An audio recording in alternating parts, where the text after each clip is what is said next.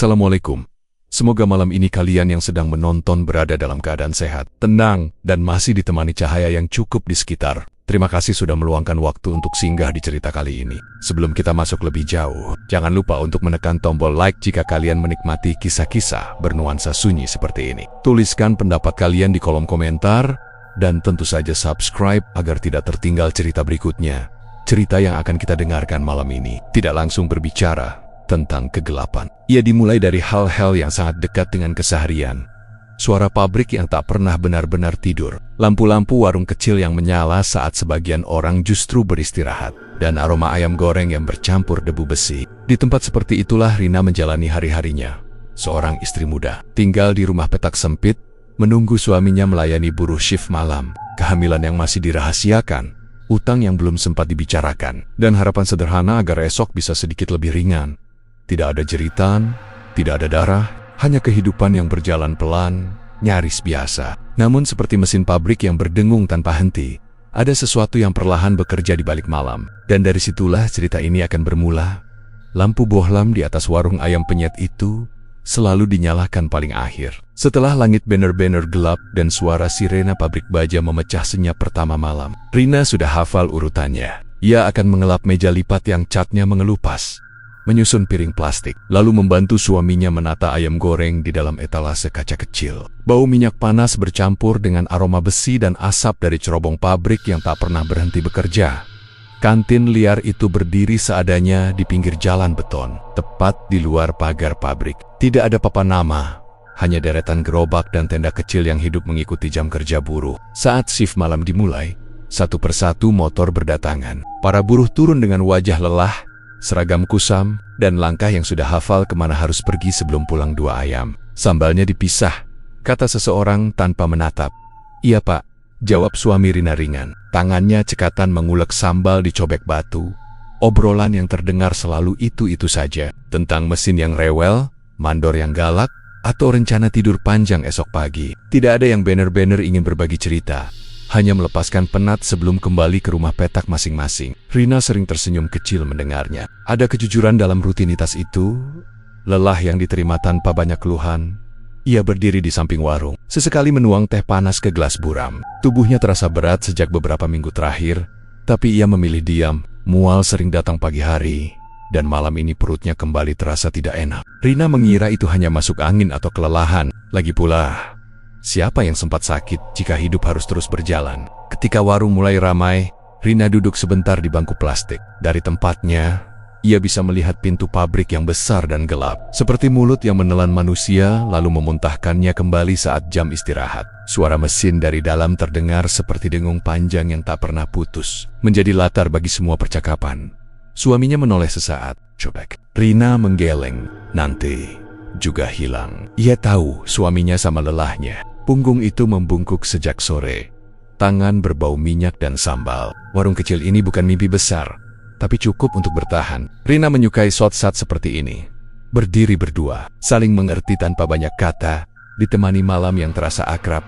Menjelang tengah malam, jumlah pembeli berkurang. Beberapa buruh masih duduk, menghabiskan nasi sampai butir terakhir. Angin malam membawa debu halus, membuat lampu bohlam bergoyang pelan. Rina merapatkan jaket tipisnya, menahan rasa dingin yang tiba-tiba menjalar sampai ke tulang. Dalam hati, ia berdoa singkat. Bukan doa yang panjang atau indah, hanya harapan agar esok sedikit lebih baik dari hari ini. Ia belum tahu bahwa malam-malam seperti ini akan berubah maknanya. Bagi Rina saat itu, warung ayam penyet hanyalah tempat mencari nafkah, dan lampu kecil itu adalah tanda bahwa mereka masih berusaha bertahan. Rumah petak itu terasa lebih sempit saat malam tiba. Dindingnya tipis, catnya mengelupas di beberapa sudut, dan lantainya selalu dingin meski siang hari matahari sempat menyengat. Rina duduk di tepi ranjang sambil membuka buku kecil berisi catatan pengeluaran. Angka-angka di sana tampak diam, tapi kepalanya penuh bunyi, seperti mesin pabrik yang tak pernah benar-benar berhenti. Ia menutup buku itu pelan, lalu menghela napas. Tangannya refleks menyentuh perutnya sendiri. Masih rata, belum terlihat apa-apa. Tapi Rina tahu, ada sesuatu di dalam tubuhnya yang perlahan tumbuh. Diam-diam ikut menghitung hari bersama kegelisahannya. Ia belum menceritakan apapun pada suaminya. Bukan karena tak ingin, tapi karena tak tahu harus mulai dari mana. Utang koperasi masih berjalan. Setiap bulan ada jumlah yang harus disisihkan, sementara kebutuhan sehari-hari tak pernah mau menunggu. Harga beras naik, gas sering habis lebih cepat, dan kabar tentang penggusuran semakin sering dibicarakan warga. Katanya, tanah ini akan dipakai perluasan pabrik. Belum pasti, tapi cukup untuk membuat tidur orang-orang jadi gelisah. Suaminya tertidur pulas di sampingnya. Kelelahan setelah berjam-jam berdiri di warung. Wajah itu terlihat lebih tua saat tidur. Garis-garis lelah tampak jelas di keningnya. Rina menatap lama, lalu berpaling. Ia takut jika bicara sekarang, beban itu akan jatuh bersamaan. Dari luar, suara pabrik baja terdengar seperti napas raksasa, panjang, berat, dan tak pernah selesai. Sesekali, truk lewat membawa muatan, membuat rumah bergetar halus. Malam-malam seperti ini selalu terasa panjang. Rina mematikan lampu, tapi matanya tetap terbuka. Ia bangkit perlahan, mengambil air putih, lalu duduk bersila di lantai. Sajadah tipis dibentangkan seadanya. Musola memang ada di dekat pabrik, tapi malam ini Rina memilih berdoa di rumah. Suaranya lirih, doa-doanya pendek. Ia memohon keselamatan, rezeki yang cukup, dan kekuatan untuk menjalani apapun yang akan datang. Namun entah mengapa, malam ini doa itu terasa menggantung. Tidak sepenuhnya hilang, tapi juga tidak benar-benar sampai. Rina berhenti sejenak, menempelkan kening ke sajadah. Lantai terasa dingin, lebih dingin dari biasanya. Ia mengira itu hanya karena angin malam. Saat kembali ke ranjang, Rina menarik selimut tipis sampai ke dada. Tubuhnya lelah, tapi pikirannya terus berjalan. Ia membayangkan esok hari, warung yang tetap harus buka, senyum yang harus dijaga, dan rahasia kecil yang masih ia simpan sendiri di luar. Suara mesin pabrik kembali mengisi malam. Bagi Rina, bunyi itu seperti pengingat bahwa waktu terus bergerak. Tak peduli siapa yang siap atau tidak, ia memejamkan mata, berharap tidur datang lebih cepat. Tapi jauh di dalam hatinya, kegelisahan itu tetap terjaga, menunggu saatnya untuk diucapkan.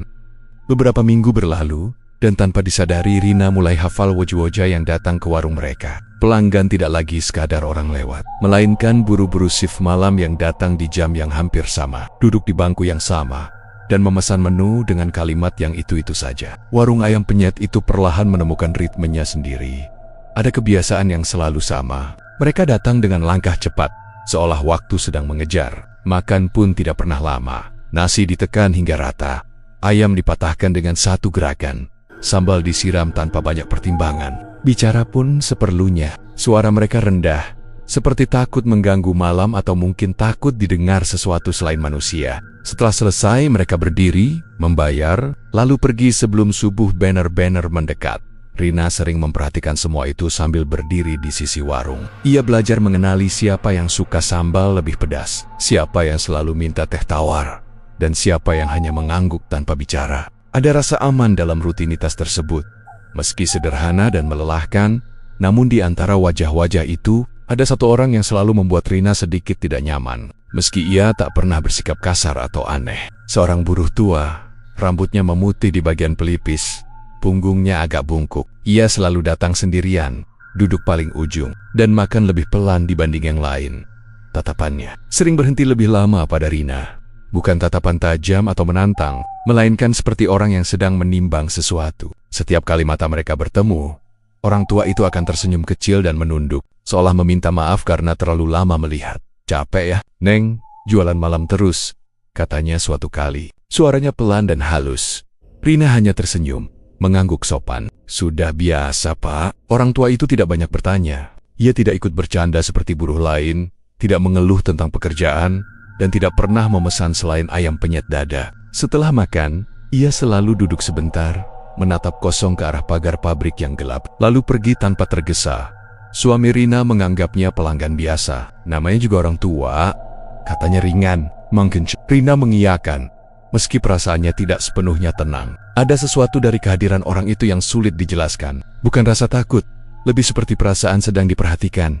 Bahkan saat ia membelakangi warung, malam demi malam berlalu. Warung semakin dikenal di kalangan buruh shift malam. Kadang ada yang membawa teman baru, kadang ada yang datang meski hujan turun rintik. Rina tetap berdiri di tempatnya, membantu sebisanya, menahan mual yang sesekali datang tanpa aba-aba. Orang tua itu tetap datang, selalu di jam yang sama, selalu duduk di tempat yang sama, dan selalu memandang Rina dengan tatapan yang membuatnya ingin segera mengalihkan pandangan. Suatu malam, ketika warung hampir tutup, Orang tua itu berbicara lagi. Usaha begini kalau sabar, bisa naik, katanya pelan, seperti bicara pada dirinya sendiri. Rina tidak menjawab. Ia hanya mengangguk, mengira itu sekadar nasihat orang yang lebih dulu kenyang hidup. Ia balem bahwa kalimat sederhana itu adalah awal dari sesuatu yang perlahan akan mengubah makna warung kecil mereka. Dan malam-malam yang selama ini terasa biasa, malam itu angin berembus lebih dingin dari biasanya. Lampu neon di kantin liar berkedip pelan, memantulkan cahaya pucat ke aspal yang mulai lembab oleh embun. Warung ayam penyet mereka hampir tutup, tinggal 1-2 buruh yang duduk sambil menghabiskan nasi. Selebihnya bangku kosong. Rina sedang mencuci ulekan di ember kecil ketika orang tua itu kembali duduk. Tidak untuk makan, hanya memesan teh panas. Ia menunggu dengan sabar, seolah tahu waktunya tepat ketika suasana mulai sepi. Suami Rina menyeduh teh, lalu berdiri di depannya. Copek juga ya, jualan tiap malam begini, kata orang tua itu. Suaranya tetap rendah dan sopan. Iya, Pak, namanya juga usaha kecil, jawab suami Rina sambil tersenyum tipis. Orang tua itu mengangguk, meniup teh sebelum menyeruputnya sedikit. Saya sering lihat warung begini. Awalnya sepi, biasa saja. Tapi ada juga yang tiba-tiba ramai. Padahal tempatnya sama, jualannya juga mirip. Suami Rina tertawa kecil. Rezeki orang beda-beda, Pak. Betul, jawabnya pelan. Tapi kadang, rezeki itu perlu dibukakan jalannya. Kalimat itu meluncur begitu saja, tidak diberi penekanan, seperti obrolan ringan yang sering muncul di malam hari. Rina yang berdiri tak jauh dari situ mendengarnya sambil lalu. Tangannya sibuk mengeringkan cobek. Pikirannya melayang ke rumah dan cucian yang belum kering. Orang tua itu melanjutkan ceritanya tentang warung di ujung pabrik yang dulu sepi, lalu tak pernah kekurangan pembeli. Tentang pedagang kecil yang bisa menyekolahkan anaknya tanpa pindah tempat. Semua disampaikan seperti dongeng ringan, tanpa menyebut cara atau syarat. Bukan soal curang, katanya kemudian. Kadang cuma soal tahu waktu yang pas. Suami Rina mendengarkan sambil mengangguk-angguk. Wajahnya terlihat lelah, tapi matanya menyimpan ketertarikan kecil yang sulit disembunyikan. Rina melihat itu, namun tidak menanggapi. Ia menganggap pembicaraan itu tak lebih dari bualan orang tua yang terlalu lama begadang. Kalau memang ada jalan, ya syukur, kata suami Rina akhirnya. Kalau tidak, ya kami jalani saja. Orang tua itu tersenyum, senyum yang tipis dan singkat. Yang penting jangan menutup telinga kalau kesempatan datang, katanya sebelum berdiri. Ia meletakkan uang di meja, lebih dari cukup untuk segelas teh. Setelah orang tua itu pergi, Rina menghampiri suaminya. Ngomong apa sih, Mas? Biar cerita-cerita warung orang, jawabnya ringan. Namanya juga orang tua, banyak pengalaman. Rina mengangguk. Ia tidak merasa perlu bertanya lebih jauh. Malam sudah larut, tubuhnya lelah, dan pikirannya penuh hal lain yang lebih nyata. Besok harus belanja ayam, utang koperasi belum dibayar, dan perutnya kembali terasa mual. Lampu warung dimatikan. Kantin liar kembali sunyi, hanya menyisakan bau minyak dan suara pabrik di kejauhan. Rina berjalan pulang sambil menarik jaketnya lebih rapat. Obrolan tadi sudah ia lupakan. Tenggelam di antara banyak percakapan malam yang datang dan pergi tanpa arti. Ia tidak tahu. Beberapa kalimat yang terdengar ringan itu telah tertanam, diam-diam menunggu waktu yang tepat untuk tumbuh. Sejak beberapa hari terakhir, Rina sering menyempatkan diri singgah ke musola kecil yang berdiri di sudut kawasan pabrik. Bangunannya sederhana, dindingnya berwarna hijau pucat, dengan karpet tipis yang mulai kusam. Letaknya agak tersembunyi, diapit gudang dan tembok tinggi, membuatnya jarang didatangi kecuali saat waktu salat tiba. Rina menyukai tempat itu karena sepi. Tidak banyak suara selain dengung pabrik yang terdengar jauh, seperti datang dari balik tanah. Begitu melangkah masuk, hawa dingin langsung menyentuh kulit. Lantainya terasa lembab, seolah embun selalu menetap meski matahari siang tadi sempat terik. Ia melepas sandal, melipat mukena, lalu duduk sebentar sebelum berdiri untuk salat. Napasnya diatur pelan. Dalam diam itu, Rina mencoba mengumpulkan hatinya sendiri. Ia ingin berdoa dengan sungguh-sungguh, meminta hal-hal sederhana, keselamatan untuk kehamilannya, rezeki yang cukup, dan jalan keluar dari rasa cemas yang makin sering datang. Namun sejak pertama kali sujud, ia merasakan sesuatu yang aneh. Bukan rasa sakit, bukan pula takut. Lebih seperti berat yang menekan dada, membuat doa terasa tertahan di tenggorokan. Rina berusaha mengabaikannya. Ia menutup mata lebih rapat, membaca doa-doa yang ia hafal sejak kecil. Selesai salat, Rina tidak langsung bangkit. Ia duduk bersila, memandangi sajadah yang terlihat lebih gelap di beberapa bagian, seolah basah. Ia menyentuhnya pelan, dingin. Padahal udara malam tidak sedang hujan. Rina menarik tangannya kembali, mencoba tidak berpikir makam-makam. Beberapa kali ia kembali ke musola itu, perasaan yang sama selalu muncul. Setiap doa seolah ada jeda panjang antara kata terakhir dan rasa tenang yang biasanya datang, seperti sedang menunggu jawaban yang terlambat, atau mungkin tidak akan datang sama sekali. Kadang, Rina mendengar langkah di luar, tapi ketika ia menoleh, tidak ada siapa-siapa. Lampu musola redup, bayangannya memanjang di dinding. Ia mengira itu hanya imajinasi orang yang terlalu lelah. Suatu malam, setelah salat Isya, Rina berlama-lama duduk. Tangannya kembali menyentuh perutnya yang masih datar. Ada rasa hangat di sana, bercampur khawatir yang sulit dijelaskan. Ia berbisik lirih, memohon perlindungan. Suaranya hampir tidak terdengar, tenggelam oleh bunyi pabrik yang terus bekerja.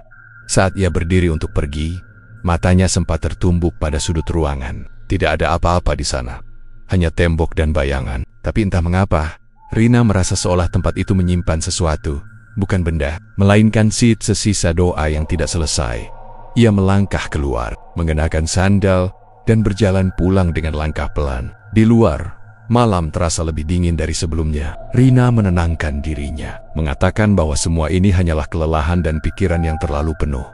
Namun jauh di dalam hatinya, ia tahu ada perubahan kecil yang sedang terjadi. Doanya masih ada, imannya masih ia pegang, tapi ketenangan yang biasanya mengikutinya kini seperti menjaga jarak. Dan Rina belum tahu jarak itu akan semakin lebar. Seiring malam-malam berikutnya, perubahan itu tidak datang dengan pengumuman atau pertengkaran. Ia masuk pelan, lewat keputusan yang diambil tanpa banyak bicara. Rina baru menyadarinya ketika suaminya pulang lebih awal dari biasanya.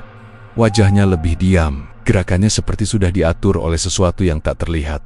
"Malam ini jangan ke warung," katanya singkat. "Aku yang bereskan." Rina sempat heran, tapi tidak bertanya. Ia mengira suaminya hanya ingin bekerja sendiri atau mungkin sedang tidak enak badan. Ia menurut, meski perasaannya sedikit terusik. Sejak obrolan dengan orang tua itu beberapa waktu lalu, suaminya memang sering terlihat melamun. Malam berjalan pelan. Dari rumah petak, Rina bisa mendengar suara pabrik dengan lebih jelas. Dengung mesin terdengar berat, seperti menarik napas panjang. Ia duduk di ranjang, mencoba membaca, tapi matanya tidak bisa fokus. Perutnya terasa hangat, lalu dingin bergantian. Ketika jarum jam mendekati tengah malam, sirena pabrik berbunyi. Suaranya panjang, menusuk udara, menandai pergantian waktu kerja. Biasanya suara itu hanya jadi latar yang sudah biasa. Namun malam ini, Rina merasakan sesuatu yang berbeda. Dadanya bergetar halus, seperti ikut beresonansi dengan bunyi sirena. Di luar, angin berhenti berembus. Rumah terasa lebih sunyi dari seharusnya. Rina tidak melihat apapun. Tidak ada cahaya aneh. Tidak ada bayangan bergerak, yang ada hanya suara. Sirena yang perlahan memudar, dengung mesin yang kembali mengambil alih, dan detak jantungnya sendiri yang terasa terlalu jelas. Ia menutup mata sejenak. Dalam kegelapan itu, tubuhnya bereaksi lebih dulu daripada pikirannya. Rasa mual datang tiba-tiba, lebih kuat dari biasanya. Rina menahan napas, menempelkan telapak tangan ke perutnya. Ada sensasi aneh, seperti tarikan halus dari dalam. Bukan sakit, tapi cukup untuk membuatnya gemetar di waktu yang sama. Jauh di luar sana, sesuatu dilakukan tanpa saksi dan tanpa cahaya terang. Tidak ada mantra yang diucapkan keras-keras, tidak ada darah yang terlihat, hanya waktu yang dipilih dengan tepat. Dan sesuatu yang sengaja tidak diceritakan. Ketika suaminya pulang menjelang subuh, wajahnya terlihat pucat. Ia tidak banyak bicara, hanya mencuci tangan lebih lama dari biasanya. Rina memperhatikannya dari balik pintu kamar. "Kamu kenapa?" tanya Rina pelan. "Capek," jawabnya singkat, lalu berbaring membelakangi. Rina tidak memaksa, ia sendiri merasa tubuhnya asing malam itu. Tidurnya tidak nyenyak. Ia bermimpi tentang suara. Bukan suara tangis, bukan suara panggilan, melainkan jeda panjang di antara bani-bani, seperti ruang kosong yang menunggu diisi. Pagi datang tanpa kelegaan. Saat Rina bangun, rasa muainya berkurang.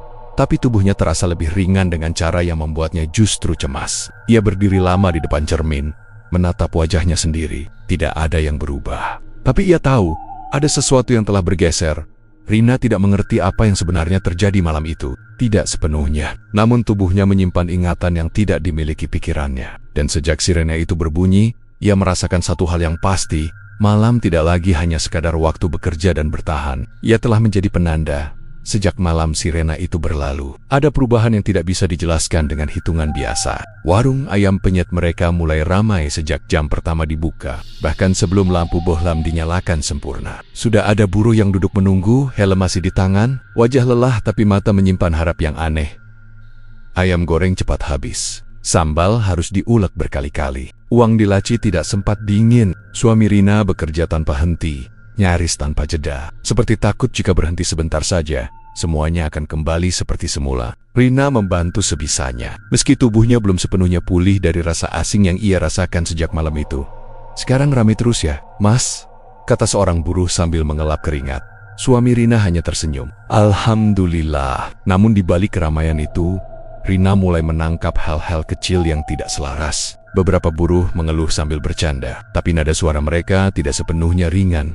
"Entah kenapa, habis makan di sini, perut rasanya berat," kata seseorang. "Iya, kayak kenyang tapi nggak selesai," sahut yang lain. "Tidur juga jadi susah, kebangun terus." Meski begitu, keesokan malam mereka tetap datang, duduk di bangku yang sama, memesan menu yang sama, menghabiskan nasi sampai butir terakhir, seolah keluhan itu tidak cukup kuat untuk membuat mereka pergi.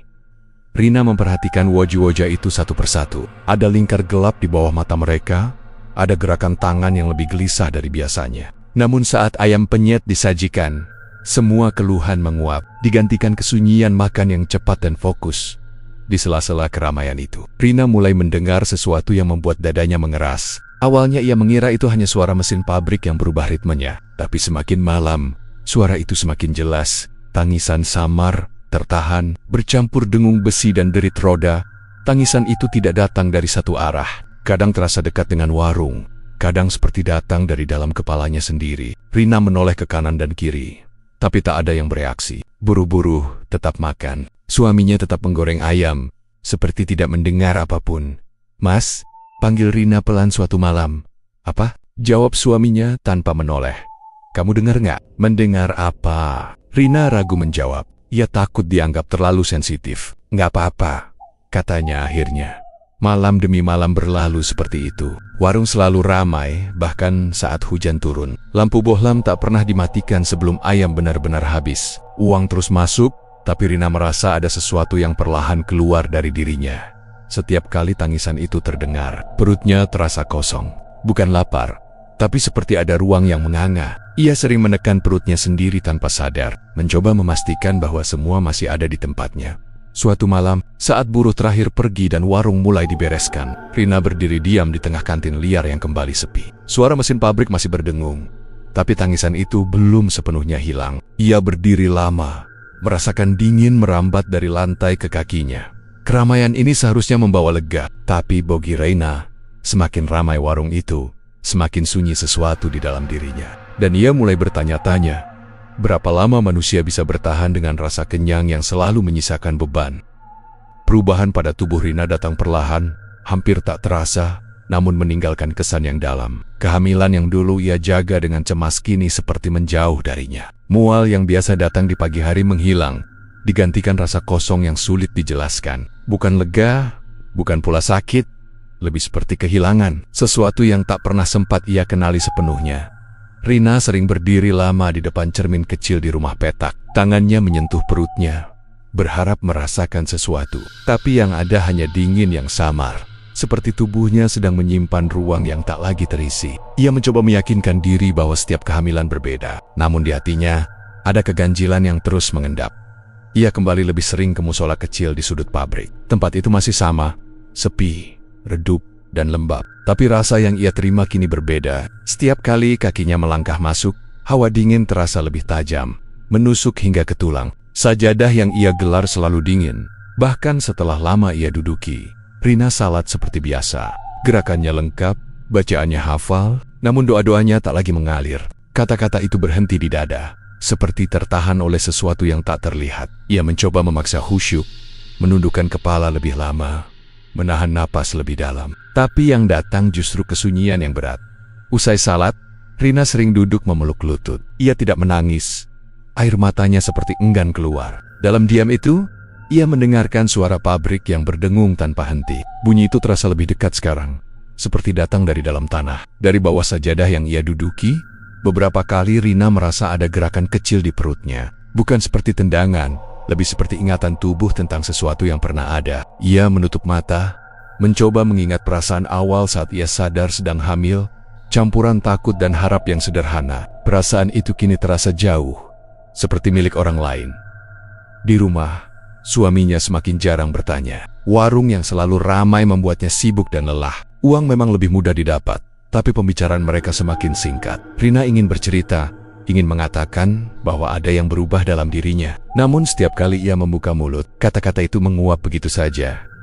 Suatu malam di musola, Rina merasakan sesuatu yang membuatnya bergidik. Sot Ea Sujud. Dadanya terasa sangat berat, seolah ada tekanan lembut tapi tegas yang menahannya untuk bangkit. Tidak lama tapi cukup untuk membuatnya gemetar saat berdiri. Ia pulang dengan langkah cepat. Di jalan, ia mendengar tangisan samar lagi. Kali ini lebih dekat, seolah mengikuti dari belakang. Rina tidak menoleh. Ia hanya berjalan, menahan napas, hingga pintu rumah tertutup rapat. Di dalam rumah petak itu, Rina duduk di lantai, memeluk dirinya sendiri. Ia mulai mengerti bahwa tubuhnya bukan lagi tempat yang sepenuhnya miliknya. Ada sesuatu yang telah pergi, dan ada sesuatu lain yang kini menetap sebagai gantinya.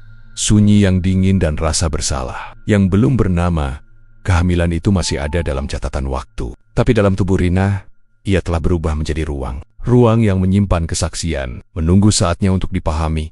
Bisik-bisik itu tidak pernah terdengar jelas, tapi keberadaannya terasa di mana-mana. Di jalan sempit menuju rumah petak, di depan warung saat lampu baru dinyalakan, bahkan di musola kecil yang biasanya sunyi. Rina mulai menangkapnya dari potongan percakapan yang terhenti saat ia lewat, dari tatapan yang terlalu cepat dialihkan, dari senyum yang terasa dipaksakan.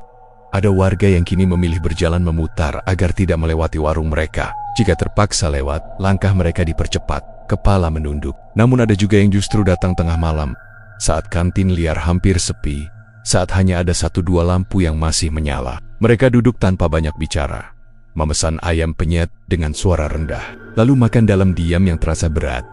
"Sekarang rame terus ya," kata seorang ibu tetangga suatu sore, sambil pura-pura sibuk menjemur pakaian. Rina hanya tersenyum tipis. Ia tidak tahu harus menjawab apa. Kalimat itu terdengar seperti pujian, tapi matanya menyimpan tanya yang tidak diucapkan. Di antara semua perubahan itu, satu hal paling terasa adalah hilangnya orang tua yang dulu sering datang. Bangku ujung tempat ia biasa duduk kini selalu kosong. Rina beberapa kali tanpa sadar menoleh ke arah sana, menunggu sosok bungkuk dengan rambut memutih itu muncul dari balik pagar pabrik. Tapi malam demi malam berlalu tanpa kehadirannya.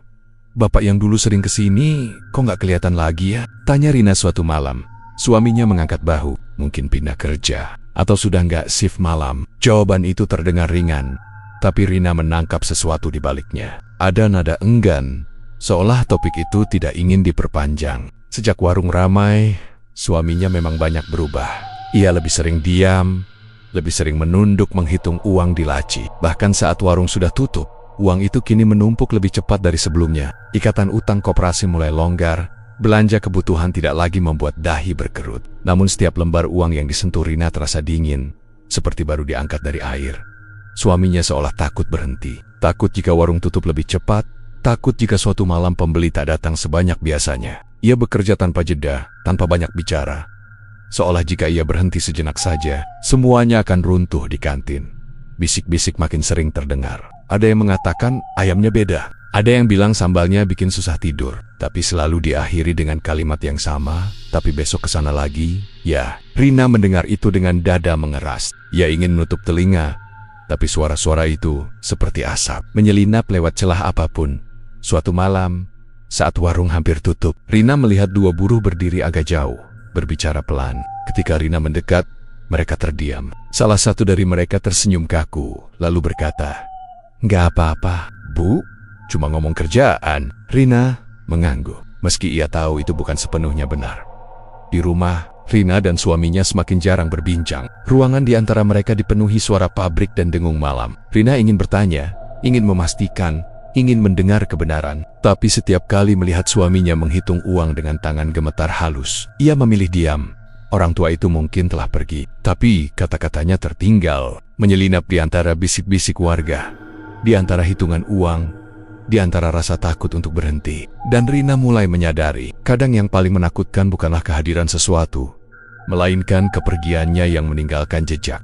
Pemahaman itu tidak datang sebagai kejutan besar. Ia tumbuh perlahan, seperti malam yang merambat tanpa disadari. Rina menyadarinya suatu dini hari. Saat ia terbangun sebelum azan subuh, tubuhnya dingin, dan suara sirena pabrik belum juga berbunyi. Ada keheningan aneh di sela dengung mesin, hening yang membuat pikirannya jernih untuk pertama kalinya setelah sekian lama. Ia duduk di tepi ranjang, menatap suaminya yang tertidur. Wajah itu terlihat tenang, namun di baliknya Rina tahu ada ketakutan yang terus bekerja. Bukan takut miskin lagi, melainkan takut kehilangan apa yang telah terlanjur didapat. Warung yang ramai, uang yang mengalir, rasa aman yang rapuh tapi nyata. Semua itu berdiri di atas sesuatu yang tidak pernah mereka ucapkan bersama. Rina menyentuh perutnya, seperti yang sering ia lakukan. Tidak ada gerakan, tidak ada rasa hangat, hanya sunyi yang menetap. Saat itulah ia mengerti. Ia bukan sekadar orang yang terseret keadaan. Tubuhnya telah menjadi bagian dari keputusan itu. Diam, tanpa persetujuan yang diucapkan, tapi tetap terlibat. Ia adalah saksi hidup dari pengkhianatan yang dilakukan tanpa teriak, tanpa darah yang terlihat. Pagi itu, Rina kembali ke musola kecil. Ia duduk lama tanpa langsung salat. Sajadah terasa dingin seperti biasa, tapi kini ia tidak terkejut. Ia tidak lagi memaksa doa mengalir. Ia hanya duduk, menerima bahwa ada jarak yang tidak bisa ditutup kembali.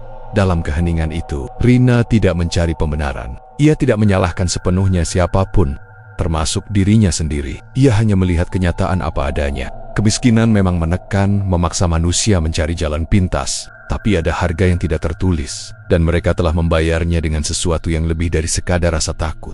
Warung ayam penyet itu akan terus ramai, utang akan lunas, rumah petak mungkin bisa ditinggalkan, hidup dari luar akan terlihat membaik. Namun Rina tahu, setiap suara sirene yang berbunyi tengah malam akan selalu mengingatkannya pada satu waktu yang dipilih dengan sengaja. Waktu ketika nilai kemanusiaan dikorbankan. Dalam diam, sore itu, Rina membantu di warung seperti biasa. Ia tersenyum pada pembeli menerima wong, membersihkan meja. Tidak ada yang berubah di mata orang lain, tapi di dalam dirinya ada kesadaran yang tak bisa dihapus. Ia tidak lagi menunggu ketenangan kembali seperti dulu. Ia hanya berharap bisa bertahan dengan kejujuran pada dirinya sendiri. Saat lampu warung dimatikan malam itu, Rina menatap pabrik yang masih menyala. Mesin-mesin tetap bekerja, seperti hidup yang terus berjalan tanpa menunggu penyesalan selesai. Ia menarik napas panjang. Rina mengerti kini. Kemiskinan bisa berlalu, uang bisa datang dan pergi, tapi rasa bersalah, ia tidak mengenal waktu. Ia akan tinggal lebih lama dari suara sirene manapun, menjadi pengingat sunyi bahwa tidak semua rezeki layak dipertahankan. Dan disitulah cerita ini berakhir. Bukan dengan teriakan, bukan dengan hukuman yang terlihat, hanya dengan kesadaran bahwa ada hal-hal yang sekali dilanggar akan terus hidup di dalam diri manusia selama ia masih bernapas. Cerita ini sepenuhnya merupakan karya fiksi. Segala tokoh, peristiwa, tempat, dan unsur di dalamnya dibuat untuk kepentingan narasi dan tidak dimaksudkan untuk mencerminkan kejadian nyata atau mendorong kepercayaan tertentu. Pesan moral yang terkandung di dalam cerita ini disampaikan sebagai refleksi kemanusiaan semata.